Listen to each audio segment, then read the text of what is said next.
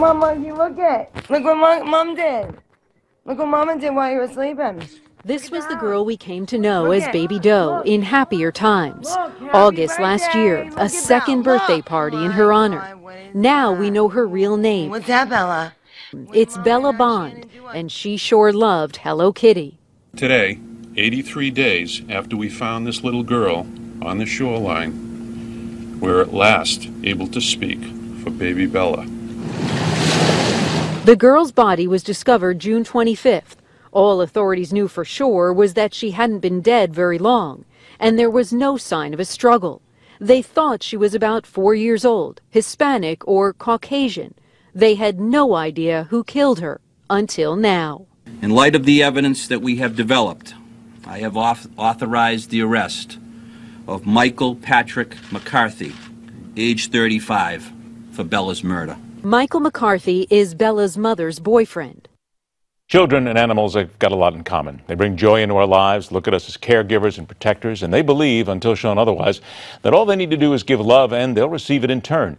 Pure innocence. They know nothing of evil, cruelty, drug abuse, sexual abuse, dog fighting. Sad to say, both have something else in common.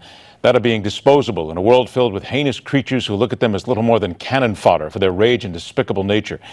Bella Bond was only 2 years old, her life ending on a New England beach because, allegedly, a man her mother allowed to come into contact with her, a man she chose to be close to her daughter, thought she was possessed or filled with some evil spirit and thus had to die at his hands. Bella believed her mother would do absolutely everything to protect her. She had no reason to believe otherwise. Yet her mom, Rachel Bond, failed every way possible. This reprehensible excuse for a mother failed miserably to do the one thing that was expected of her. Everything she could to keep her child safe. Sacrifice anything, do anything, but protect that precious and unique gift. Instead, she hooked up with a drug abuser who, according to official statements and the investigation, walked into Bella's room one night offering to calm her down.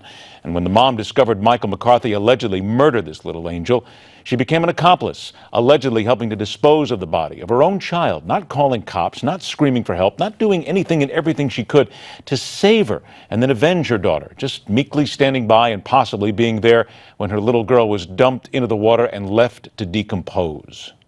Shame on anybody that lived in that building that didn't, start asking questions and saying just maybe, that's her. God forbid it's not, and I hope to God it's not, but we need to find out what's going on here, because we haven't.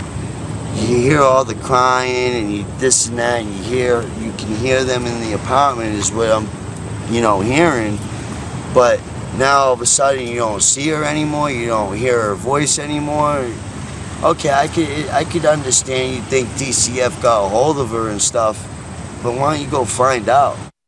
Shame on those who claim to have not heard a thing, did nothing. Shame on a mother who didn't protect her child. Shame on a system that is complicit in the deaths of children, then just shrugs its shoulders.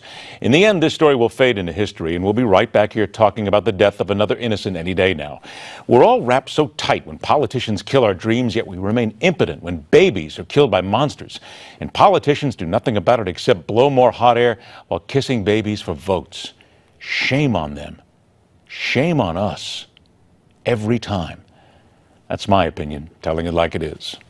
Rock on, true believers. Thanks so much for joining us. We'll see you tomorrow, right back here on The Hardline.